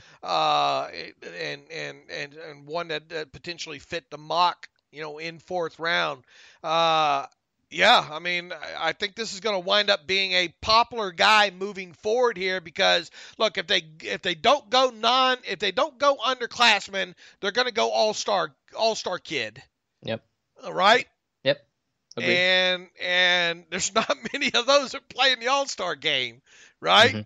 So I think for process of elimination, and we already talked about when going through the safeties, man, there's probably only going to be about 6 guys, push come to shove, that are going to fit the profile of what they look for. And one of those things, if he's a senior, is going to have to be all-star game. I understand for sure why you put Wallace in there. I like it. Thank you. And I will say my one critique of my own mock is I don't have any underclassmen I don't believe in here, but it was so hard to find names that fit, especially not having that first round pick. So maybe a Jalen Reagor in the second round, the wide receiver from TCU. But I just think Wallace's overall profile is going to fit best for Pittsburgh. All right.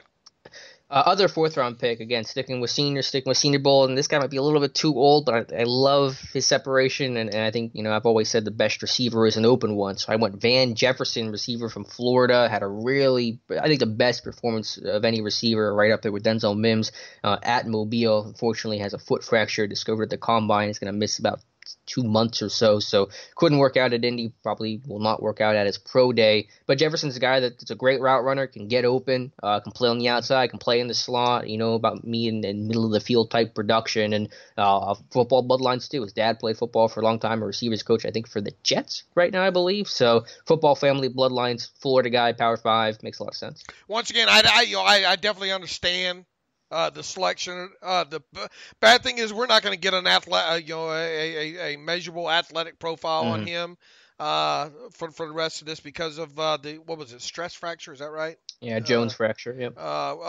With him, he's going to have surgery and all like that. Normally, when you look at these guys at wide receivers, they like some production, right? Yeah, his numbers aren't great, but he also played at Ole Miss in Florida, and those aren't exactly the most pass-happy offenses in the world. Remember me writing up when we got into the Miles Boykin talk and all like that last year about production and the threshold for college receptions and those kind of things. So I think he had enough production. I think that he qualifies for that. Obviously, the foot could be an issue there with him. But I mean, I did a contextualization on him, and I liked what I saw overall. And especially, boy, if you could get him, your second and 4th round pick, which would mean a little bit later in the 4th round, I could see it. However, boy, this wide receiver class is good and deep, and that's going to probably end up pushing maybe a surprise or 2 down. So, Yeah, but overall, look, I mean, I understand why we I don't know how many times we said already this team's drafting a wide receiver this year, and if you can get a guy that's moved around and played all over the place like him, football bloodline, yada yada, a guy that you probably already know quite a bit about, makes a lot of sense. Yeah, you're talking about a guy with a foot fracture and a deep receiver class. I think that presents really good value in the fourth round. Maybe in years past, if he was healthy in a weaker class like last year, he might be a top 100 type of pick. My biggest concern with him, I guess, is just his age. I think he's turning 24 in July, and that's older than what this team likes. Yeah, and going back to Troutman, right, he's older. Got a little bit of age on him as well too. Yeah, so hopefully the Steelers draft like a fine wine, and that's their approach. But they generally go with the younger guys and developmental, prospects. But anyway, so round 6, obviously round 6, it starts getting really hard to try to project these things out. But I go Casey Toohill, outside linebacker from Stanford. It feels like they're going to draft an edge based on Colbert's comments, calling this an unusually strong class. And again, they like guys with some size. Toohill at 6'4", 3/8", 250 with really good length, a 7.08 3-cone time, kind of a one-year production guy at Stanford this past year, but played well, 11.5 tackles for a loss, 8 sacks, and just trying to maybe add some options long-term should Bud Dupree not be a Steeler in 2021. Yeah, even if they tag him, Right. I think you have to consider edge later in this draft, Yep. Just because, I mean, you don't know what's behind them. I mean, yeah, it sounds nice. Oh, well, Daney and Skipper and all like that. But, I mean, let's face it. Those guys have given us no reason so far to think that they could be the future of the position. Obviously, if you're tagging Bud Dupree, you're hoping to maybe sign him or at least the Steelers are hoping to get him signed to a long-term deal. There's no guarantee that happens, though. So it could be a one and done if Dupree does indeed get tagged there. I still don't get Kevin Colbert claiming this to be a great. I haven't watched anything on Toohill, so tell me about him.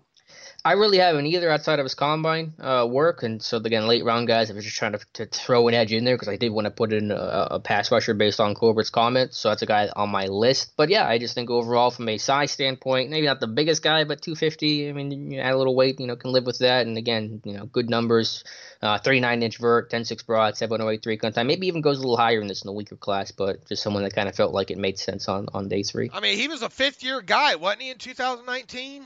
Yeah, I gotta have an AARP class, class this year. I get ready to see these guys qualify for pensions. A lot of them here. I think he's got a little bit of age on him as well. Was he an all-star kid?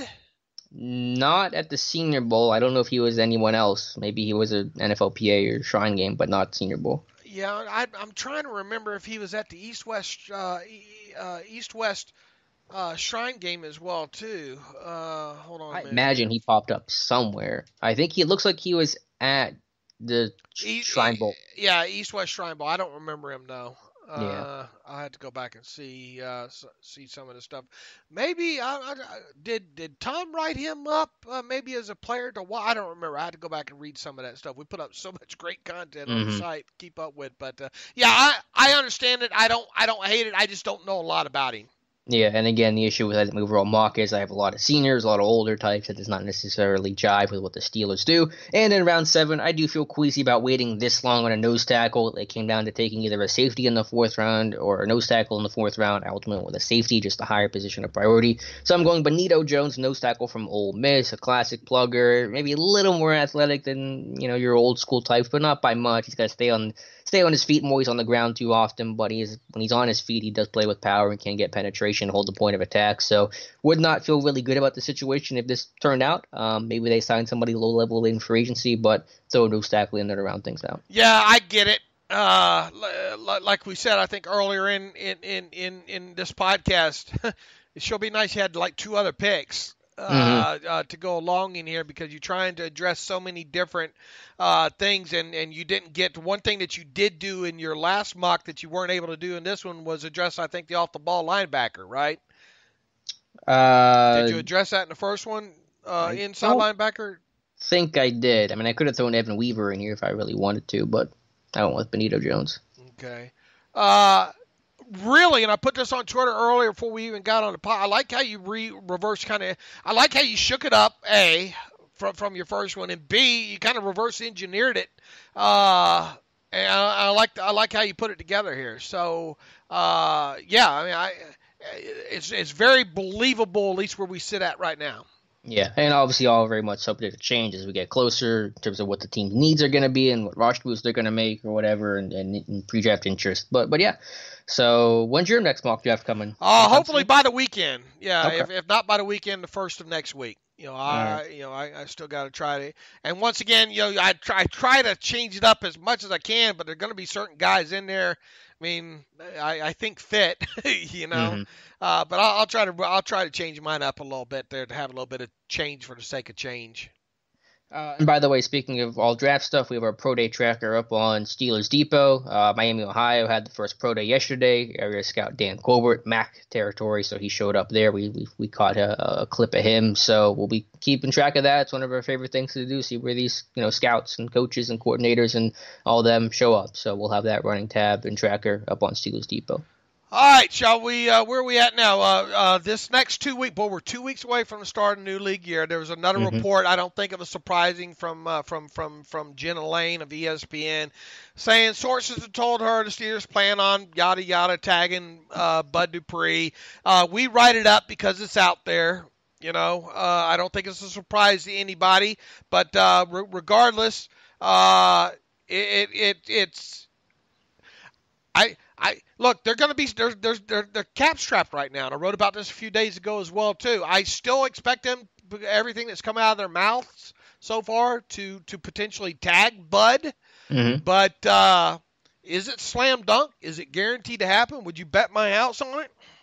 It's like 98%. I mean, just based on when you have the owner calling Dupree a priority, when you have the head coach calling him a priority, when you have Colbert saying they would love to make Dupree a Steeler for life, and they have the ability to tag, it's hard to see them not doing it. My big question, and this is obvious, but how do you make it work under the cap, especially if they're gonna pick up Vance McDonald's option? How do you make that financially work? It's really going to be tough. You better hope to see, like I've said, you better hope. Yeah, but you can't bank on that. No, you can't. And even if it gets done like right before, do you have enough time to do everything? Like the Patriots aren't talking to Brady because they're still in limbo with the CBA right now. So I don't know if that's really going to be the savior. But I don't know what the path is, because even if you cut Chicolo and Foster and Barron and you keep Vance and you tag Dupree, I don't think you can make it work by just doing those things.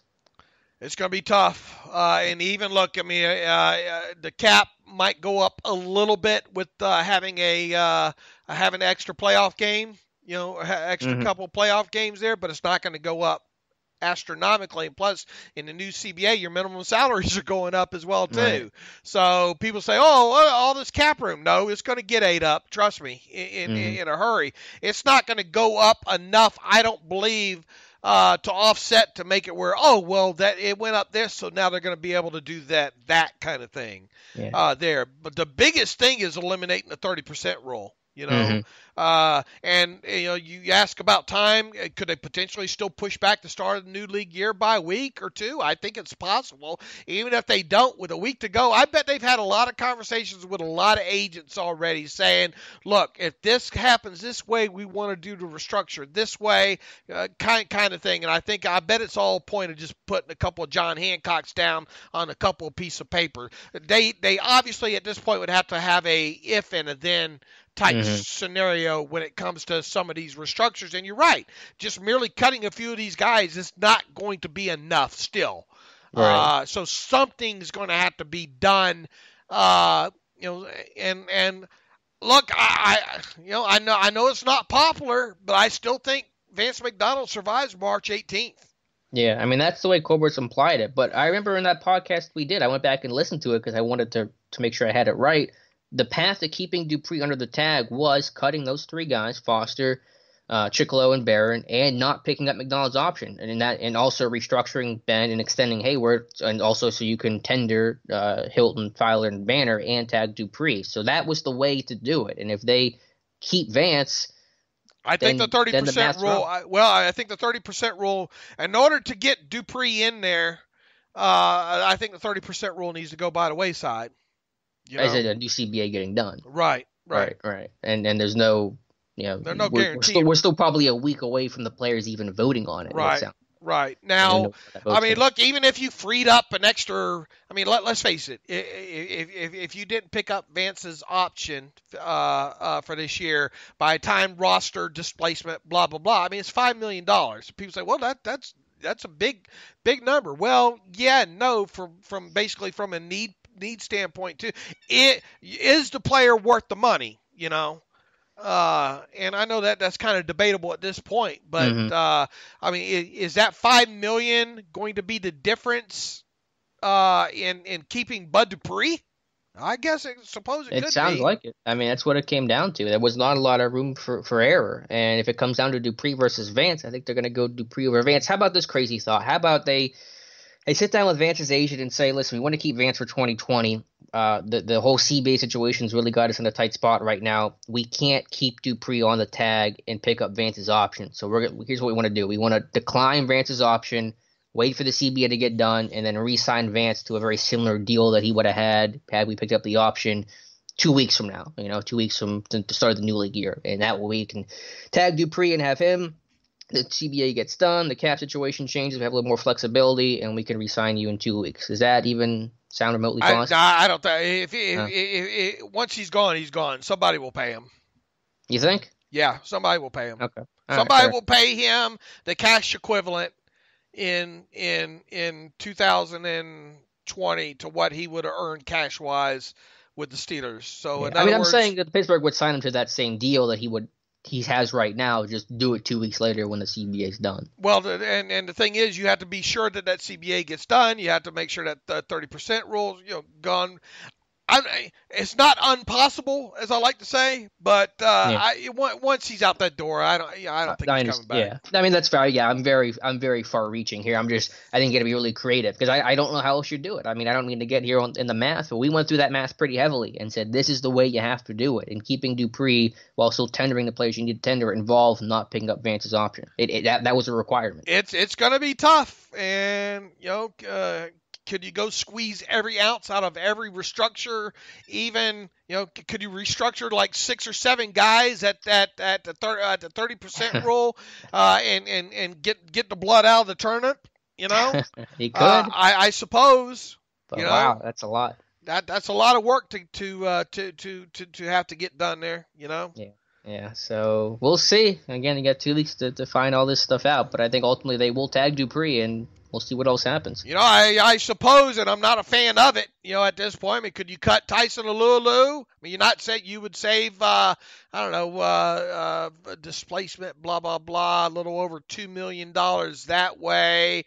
I mean, you're not going to cut Jordan Berry just to save $1.3 million in roster displacement.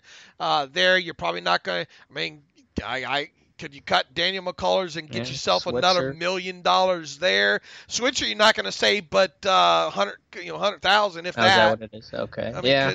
I mean, those guys on down the list, you're just not going to save because Right.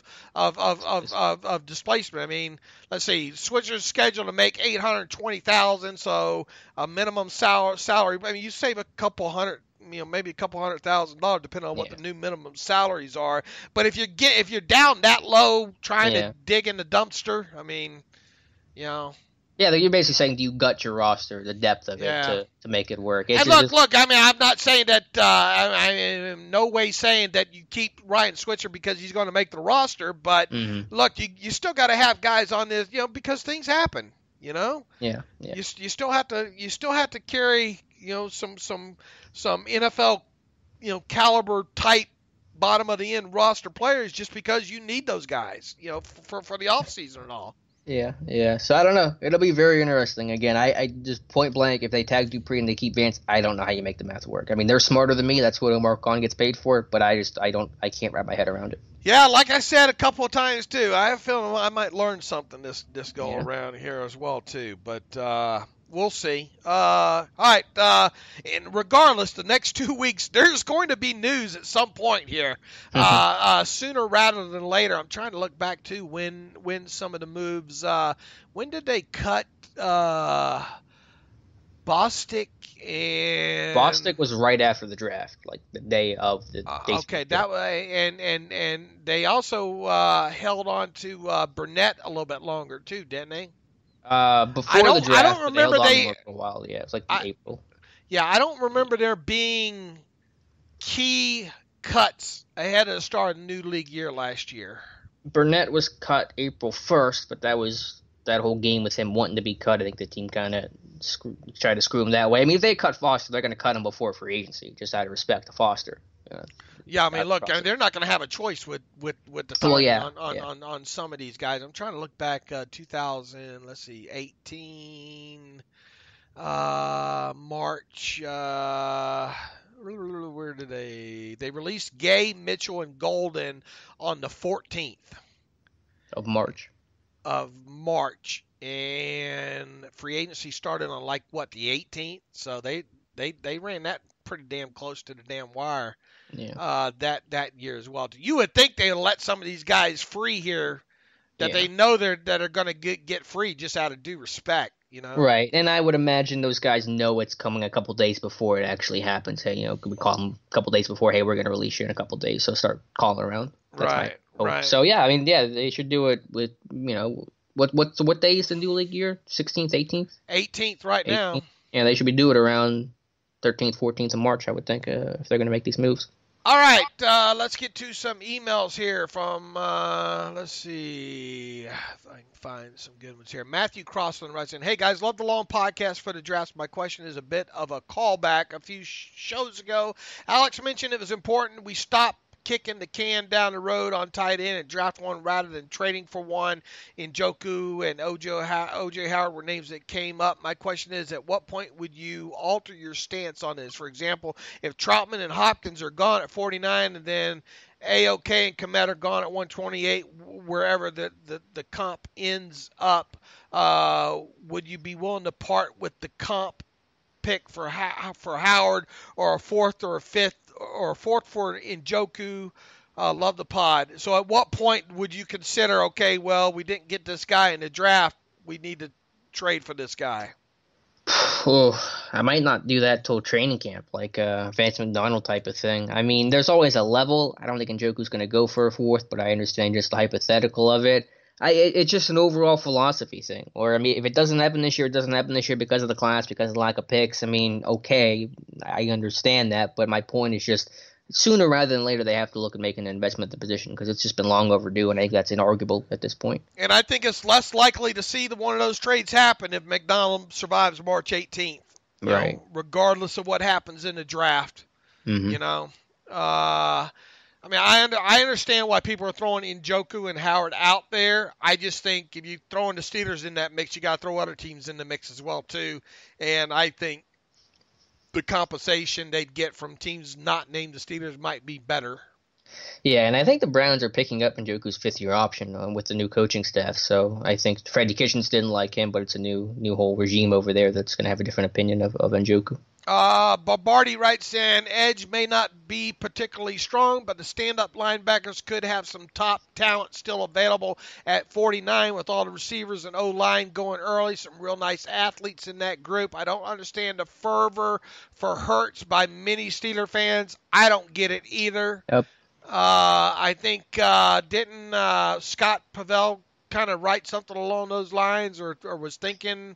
Well, his argument is just they should draft a quarterback in general, not particular to any one guy. All right. For Barbardi writes in, for one, there's a reason he's not projected first round. I watched a lot, and I'm not sure he's made a single NFL caliber throw in his career. All his highlights are to wide open receivers or with his legs, and he's not particularly fast, accurate with nice intangibles, but I don't see reads or tight window throws. Look, I'm not paying attention to quarterbacks really throughout this pre-draft process, and if they end up getting one, that makes Kevin Colbert one hell of a liar, Mm-hmm. And Mike Tomlin too, and Rooney. And look, I know sometimes you have to be kind of coy about some of these things. I don't think they're trying to. I think they really do like their quarterback group, at least for this offseason here. And because of that, it would take extreme value or something for them to draft a quarterback here, and I just don't see it. I agree, and I said this before. I read about this before. Whether or not they like their quarterback situation, they have to like it because they don't have a choice. They don't have the money to go get a veteran. They don't have the draft capital to invest in the position without ignoring other really really pressing needs. So they have to be happy with it, regardless of whether they really are happy with it. And as far as him saying maybe an edge at 49, I think if you're going to get one, you're going to have to get one at 49. If you want one of those top talent type guys. If you don't, I just am not seeing the depth that maybe a Kevin Colbert is. Yeah, but I'm not going to rule it out at 49 as much of a frenzy that would send Steelers Nation into. And I think Curtis Weaver's a guy that I want to spend some time on because he seems to kind of fit what they're looking for at the position. Yeah, I mean, I'm not going to say it's not going to happen. Mm-hmm. But I'm not gonna. I don't think I'm gonna be mocking it there just yet. It's so hard to figure out what they're gonna do at 49 because their biggest need, like interior O-line, tight end, the value just might not be there. So then what do? You're picking a position that might not be a need, but you're just looking from a value grade standpoint. Bryce writes in, hey guys, it's Bryce. Two thoughts. Alex, can you please do a player profile on the wide receiver from Columbia University, Josh Wainwright? Boy, he wanted to go. Everybody's asking for these small school guys. Boy, we need to start emailing these colleges and telling them to make this tape more available on some of these guys. What's his name? Josh Wainwright out of Columbia University. I have not watched a lick of him.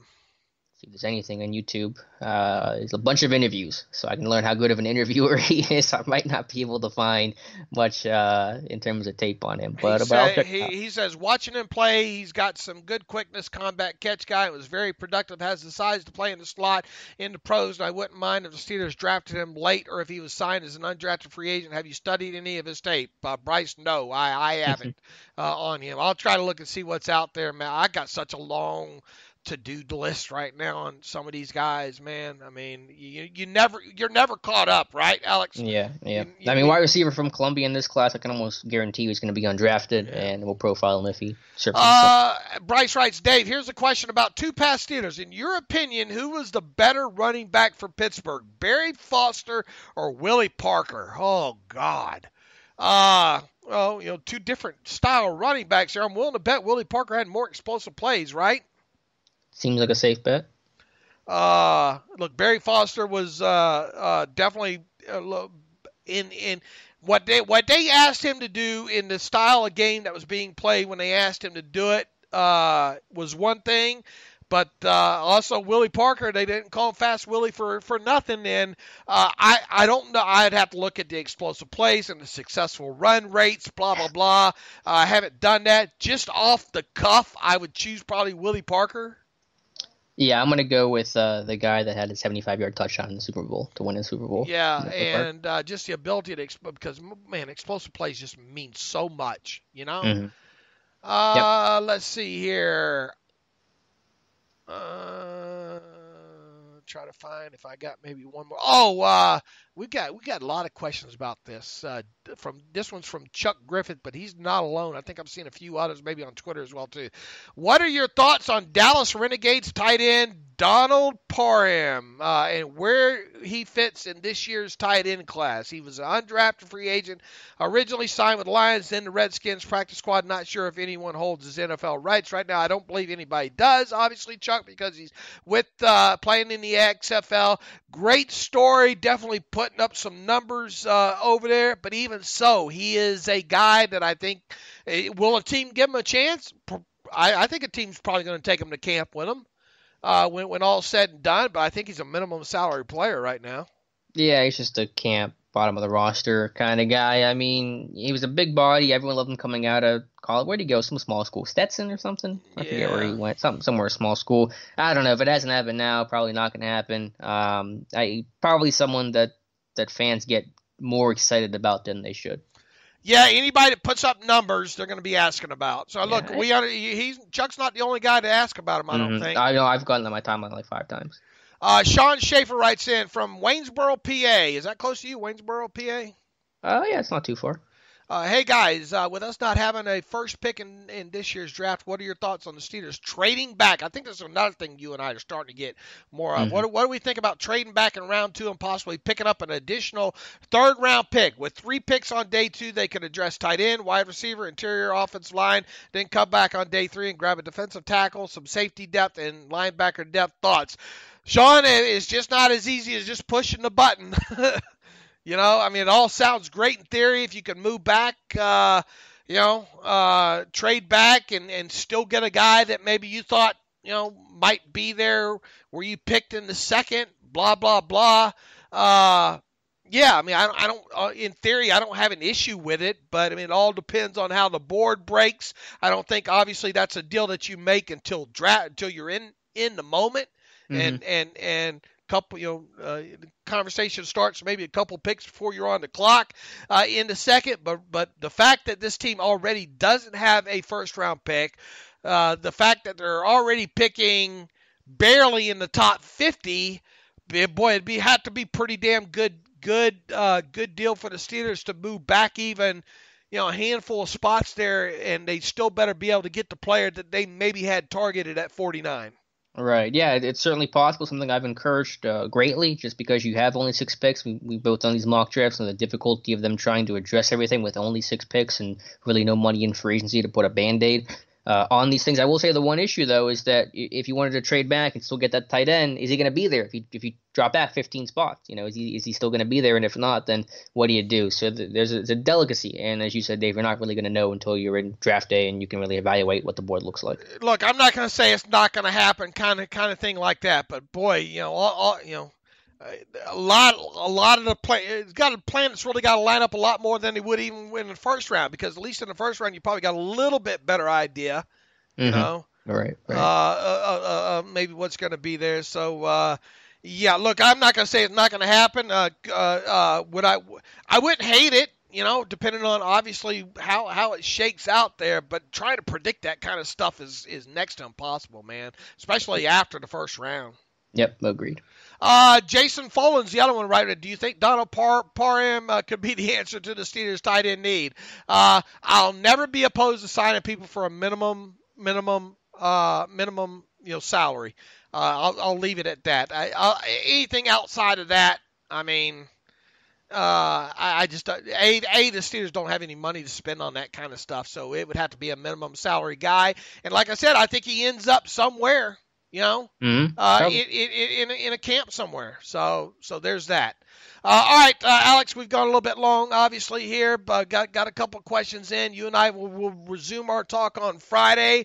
During that show, who knows what kind of news we'll have to talk about by then. Maybe I'll have a mock draft done for us to discuss as well. You can follow me on Twitter at Steelers Depot. You can follow Alex on Twitter at Alex_Kozora. Follow the show at Terrible Podcast. Email the show, theterriblepodcast@gmail.com. If you like what we do and you want to donate to the cause, please go to SteelersDepot.com. Hit the donate button up right navigational bar. If you want an ad-free version of SteelersDepot.com, go to SteelersDepot.com. Hit the ad-free button. That'll take you to PayPal, where you can, for $25 for one calendar year, have an ad-free version of SteelersDepot.com as well, too. We got links up to the draft stuff on the site in the navigational bar.